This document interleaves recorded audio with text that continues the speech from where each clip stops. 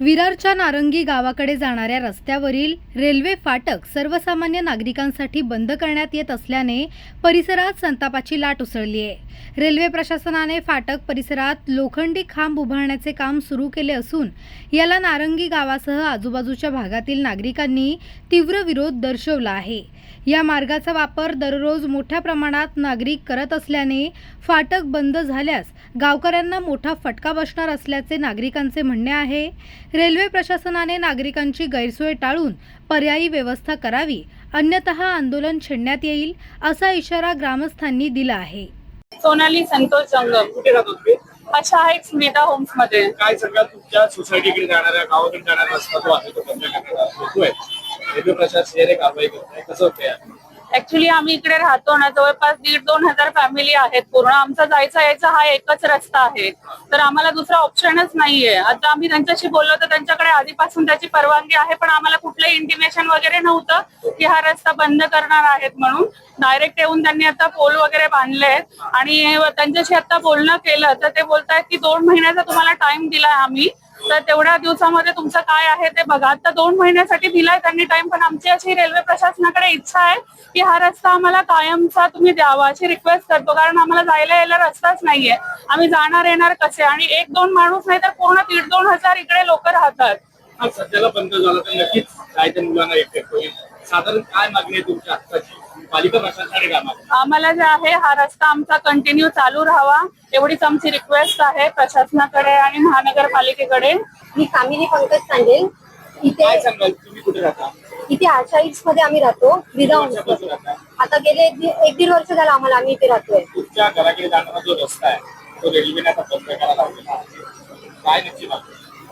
आता मागणी म्हणजे मेनच रस्ता आमचा हाच आहे, त्यामुळे आम्हाला प्रॉब्लेम आम्हाला आतापर्यंत माहिती नव्हता। आता आम्हाला अचानक कळलं की हा रस्ता बंद होतोय म्हणून। आता शाळा सुरू होणार आहे, मुलांचे प्रॉब्लेम आहेत, पावसात आण्याचे प्रॉब्लेम आहेत, मुलांच्या गाड्या कुठपर्यंत येणार? आता आतमध्ये पूर्ण वस्ती आहे, त्या वस्तीतल्या मुलं कशी शाळेत जाणार? आमची मुलं कशी शाळेत जाणार? त्याचबरोबर इथे येणारी फायर ब्रिगेड, आमच्याकडे ओसी वगैरे आहे, फायर ब्रिगेड, हॉस्पिटलसाठी रिक्षा, कोणाला काही झालं तर रिक्षा वगैरे येण्याचे प्रॉब्लेम होणार आमचे। फायर ब्रिगेड वगैरे पासून सगळेच प्रॉब्लेम आम्हाला आता फेस करावे लागणार। तर त्याच्यासाठी आम्हाला एवढंच म्हणायचं आहे की हा रस्ता कायमस्वरूपी आम्हाला त्यांनी चालू करून द्यावा, कारण की बिल्डिंग तर आधीपासून बनलेली आहे। तुम्ही फक्त आधीपासून बनते, आम्ही 1.5 वर्ष राहतोय, पण त्याच्या आधीपासून बिल्डिंगचं काम चालू असल्यापासून तुम्ही ही सगळी गोष्ट बघताय। तर तेव्हा नाही का तुम्हाला कळलं? तेव्हा जर कळलं असतं तर आम्हाला एक प्रॉब्लेमसाठी इथे उभं राहावं लागलं नसतं।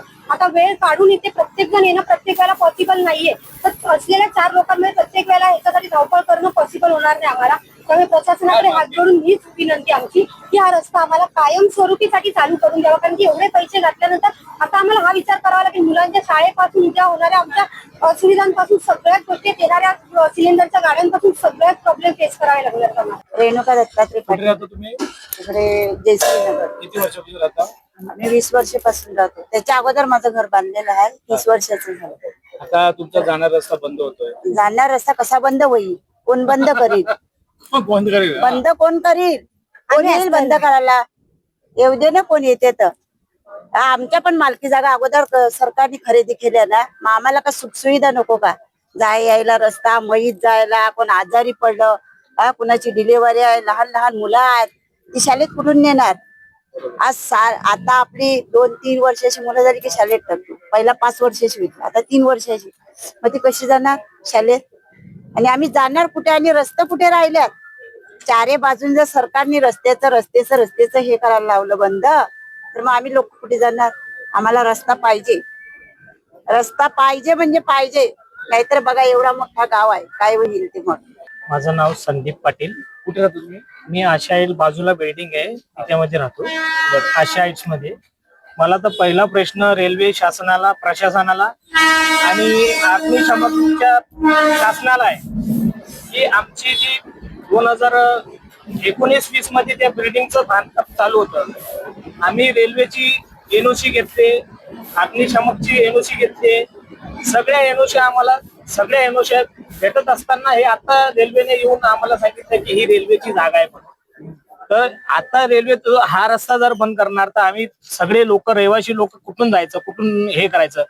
इमर्जन्सी मध्ये म्हातारी लोक असतात, लहान पोरं असतात, त्यांच्या शाळेचा प्रश्न, कुणी इमर्जन्सी मध्ये ते आजारी पडले, म्हातारी लोक आजारी पडले, लहान पोरं आजारी पडले, तर त्यांनी वापरायचं कुठून आणि त्यांना न्यायचं कुठून, हा मोठा प्रश्न आहे.